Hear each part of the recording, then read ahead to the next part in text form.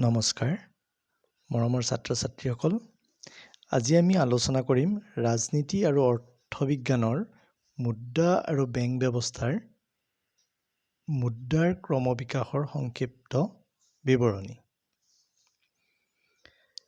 আমি সকলোৱে জানো যে আজি আমি যি মুদ্ৰা ব্যৱহাৰ কৰি আছো সেই মুদ্ৰা একে ৰাতিতে তৈয়াৰ হোৱা নাছিল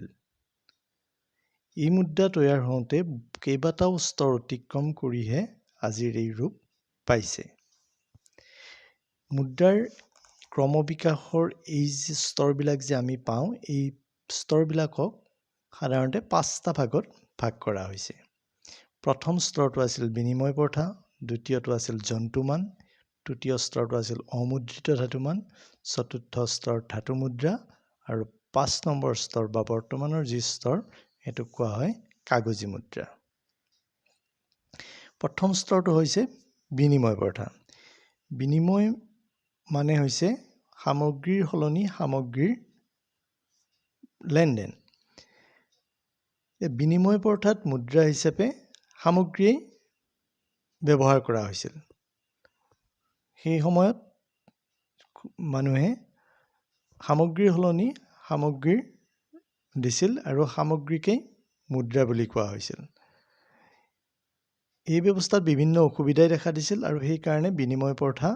বহুদিন স্থায়ী হৈ নাথাকিল তাৰ পিছত আহিল জন্তুমান এই স্তৰত বিনিময়ৰ মাধ্যম হিচাপে জন্তুৰ ব্যৱহাৰ হৈছিল বিশেষকৈ ছাগলী ব্যৱহাৰ কৰা হৈছিল ইয়াতো অসুবিধাই দেখা দিছিল কাৰণ সকলোবিলাক ছাগলী একে নিচিনা নহয় কোনোবাটো যদি ক'লা কোনোবাটো বগা কোনোবাটো ওখ কোনোবাটো চাপৰ এনেকুৱা বিভিন্ন আছিল আৰু এই ক্ষেত্ৰত কোনোবাই যদি বগাটো পছন্দ কৰে কোনোবাটো ক'লাটো পছন্দ কৰিব এনেকুৱা বিভিন্ন অসুবিধাই দেখা দিছিল আনহাতে কিবা কাৰণত যদি মহামাৰী হয় সেই মহামাৰীৰ ফলত ছাগলীৰ সংখ্যা হ্ৰাস হৈছিল আৰু তাৰ লগে লগে মুদ্ৰাৰ সংকটেও দেখা দিছিল গতিকে এই স্তৰটো স্থায়ী হৈ নাথাকিল ইয়াৰ পিছত আহিল অমুদ্ৰিত ধাতুমান এই ব্যৱস্থাত সোণ আৰু ৰূপৰ টুকুৰা মুদ্ৰা হিচাপে ব্যৱহাৰ কৰা হৈছিল এই টুকুৰাবোৰ ব্যৱহাৰ কৰাৰ ফলত ইয়াতো বিভিন্ন অসুবিধাই দেখা দিছিল প্ৰধানকৈ এই যে টুকুৰাবোৰ ব্যৱহাৰ হৈছিল সোণ বা ৰূপৰ সেই টুকুৰাবোৰ নিভাঁজ হয় নে নহয় প্ৰতিবাৰ লেনদেনত পৰীক্ষা কৰিবলগীয়া হৈছিল এইটো এটা প্ৰধান অসুবিধা আছিল আনহাতে এই টুকুৰাবোৰ এঠাইৰ পৰা আন ঠাইলৈ লৈ যোৱাটো অসুবিধাৰ সৃষ্টি হৈছিল এইকাৰণে অমুদ্ৰিত ধাতুমান এই ব্যৱস্থাটো স্থায়ী নহ'ল ইয়াৰ পিছত আহিল ধাতু মুদ্ৰা এই ব্যৱস্থাত সোণ আৰু ৰূপৰ মুদ্ৰিত সোণ আৰু ৰূপ বিনিময়ৰ মাধ্যম হিচাপে ব্যৱহাৰ কৰা হৈছিল ইয়াতো অসুবিধা দেখা দিছিল যেটো সোণ আৰু ৰূপৰ যোগান সীমাবদ্ধ আছিল আনহাতে এই মুদ্ৰাবোৰ এঠাইৰ পৰা আন ঠাইলৈ কঢ়িয়াই লৈ ফুৰাটো অসুবিধা আছিল এইকাৰণে এই ধাতু মুদ্ৰা ব্যৱস্থাও স্থায়ী নহ'ল ইয়াৰ পিছত আহিল কাগজী মুদ্ৰা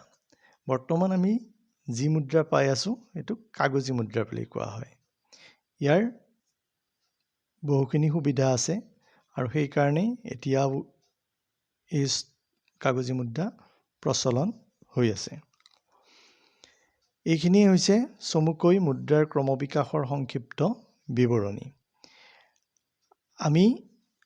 আৰু এটা মুদ্ৰা নাম দিব পাৰো সেইটো হৈছে প্লাষ্টিক মুদ্ৰা বৰ্তমান বহুলভাৱে ব্যৱহৃত এটিএম কাৰ্ডসমূহক আমি প্লাষ্টিক মুদ্ৰা বুলি ক'লেও হয়তো ভুল কোৱা নহ'ব কিয়নো আজিকালি সকলো ধৰণৰ লেনদেনতেই এটিএম ব্যৱহাৰ কৰা হয় গতিকে এটিএমক আমি প্লাষ্টিক মুদ্ৰা বুলি ক'ব পাৰো ছাত্ৰ ছাত্ৰীসকল আজিলৈ আমি ইমানতেই সামৰিম ইয়াৰ পিছত তোমালোকৰ এটা গৃহ কাৰ্য আছে এইটো হৈছে মুদ্ৰাৰ ক্ৰমবিকাশৰ পৰ্যায়কেইটা আলোচনা কৰা ধন্যবাদ